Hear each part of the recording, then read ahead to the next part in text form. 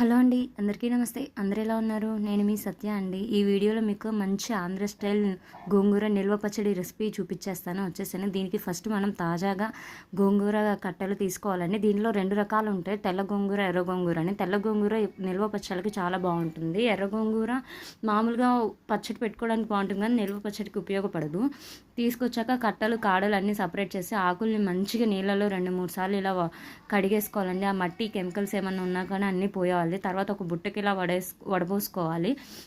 దాంట్లో ఉన్న నీళ్ళన్నీ కూడా కారిపోయేదాకా ఉంచుకొని తర్వాత 2 రోజుల పాటు ఇంట్లో ఫ్యాన్ కింద పెట్టుకొని ఆరబెట్టుకోవాలండి. ఎండలో పెట్టుకుంటే దాంట్లో ఉన్న న్యూట్రియంట్స్ పోయే అవకాశం ఉంటుంది. అందుకని ఫ్యాన్ కింద పెట్టుకుంటే ఫ్యాన్ గాలికి ఆరిపోతుంది, ఆ గాలి సరిపోతుంది. అప్పటికి మీకు ఏమన్నా అనిపిస్తే చేసే ముందు 1 గంట ముందు ఎండలో పెట్టుకోండి. అప్పుడు మంచిగా ఏ తడి లేకుండా పొడి పొడిగా ఆకుంటుంది.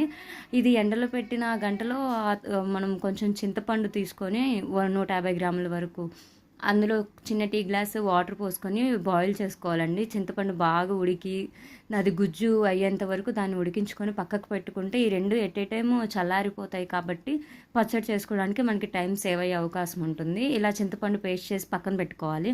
ఆలోపు గోంగూరను తీసుకొని ఊరికే డ్రై రోస్ట్గా కొంచెం కొంచెం వేసుకుంటూ వేపుకోవాలండి. అప్పుడు దాంట్లో ఉన్న చెమ్మంతా పోయి బాగా డ్రై అయిపోయి రోస్ట్ వస్తుంది. అప్పుడు ఆ ఆకుని మనం ఈ చింతపండు, ఈ మిశ్రమం అన్నీ కూడా చల్లారేదాకా పక్కన పెట్టుకోవాలి.